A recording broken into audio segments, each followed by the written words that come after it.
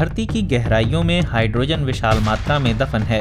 दुनिया भर में उसके भंडार मौजूद हैं। प्राकृतिक हाइड्रोजन कमोबेश वही है जहां कभी खुदाई नहीं हुई। क्या ये हाइड्रोजन हमारी ऊर्जा जरूरतों का टिकाऊ खजाना बन सकती है? हाइड्रोजन का इस्तेमाल वाहनों में बतौर ईंधन हो सकता है। वो स्टील और केमिकल उद्योगों को जलवायु अनुकूल बना सकती है। उसे जलाने के बाद सिर्फ पानी बचता है। प्राकृतिक हाइड्रोजन बड़े पैमाने पर CO2 उत्सर्जन में कटौती ला सकती है, लेकिन उसे प्रोत्साहन क्यों नहीं मिल रहा? पृथ्वी को बहुत अच्छे ढंग से खंगाला नहीं गया है। उसकी गहराइयों में बहुत सी अज्ञात चीजें मौजूद हैं। लोग सोचते हैं कि हमें बहुत कुछ पता है, ये सच नहीं है। पृथ्वी का एक बड़ा हिस्सा पूरी तरह से अनछुआ है। कई वर्षों से एरिक गोशे हाइड्रोजन के प्राकृतिक स्रोतों की तलाश कर रहे हैं। वो मानते हैं कि दक्षिण पश्चिमी यूरोप में पिरेनीज की पहाड़ियों में हाइड्रोजन है।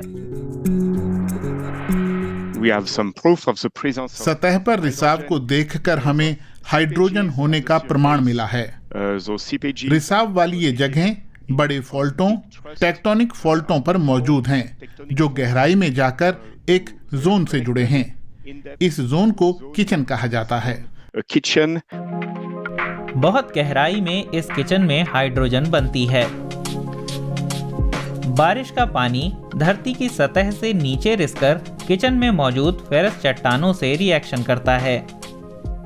इस प्रक्रिया में हाइड्रोजन निकलती है, जो जमा होती जाती है। अभी तक हाइड्रोजन का सिर्फ एक स्रोत ही इस्तेमाल हुआ है। पश्चिमी अफ्रीका में एक गांव में हाइड्रोजन से चलने वाले जनरेटर से पूरे गांव को बिजली मिलती है। माली में हमें बहुत ही उथले स्तर पर ही बड़ी मात्रा में हाइड्रोजन का भंडार मिला है, मुश्किल से 100-200 मीटर पर। हमारा विचार ये है कि दूसरे देशों में भी ऐसा ही किया जाए। जिनके पास बिजली नहीं है, उन लोगों तक हाइड्रोजन की मदद से बिजली पहुंचाई जा सकती है।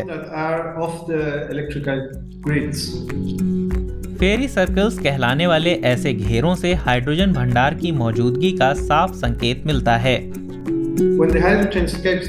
हाइड्रोजन वायुमंडल में निकलकर ऐसे आकार बनाती है। सैटेलाइट तस्वीरों की मदद से हम इन आकारों को पहचान सकते हैं और ये हमें बताते हैं कि नीचे वहाँ हाइड्रोजन बन रही है या पहले बनी थी। अमेरिका में स्टार्टअप कंपनियां हाइड्रोजन की खुदाई के शुरुआती लेकिन जोखिम और मुश्किल भरे कदम उठाने लगी हैं।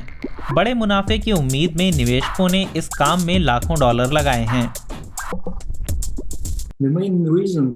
यही दिखाने के लिए खुदाई शुरू की गई कि ये काम संभव है, क्योंकि मैंने कई निवेशकों और दूसरे लोगों को ये कहते सुना कि ऐसा हो ही नहीं सकता। पहले खुदाई करके दिखाओ कि ऐसा हो भी सकता है या नहीं। जिसे बड़ा भंडार मिला वो बड़ा पैसा कमाएगा, ये तय है। पेट्रोलियम युग की शुरुआत में भी यही हुआ था, लेकिन हाइड्रोजन की ड्रिलिंग के काम में खतरे हैं, क्योंकि अब तक मुश्किल से ही इनकी जांच हो सकी है।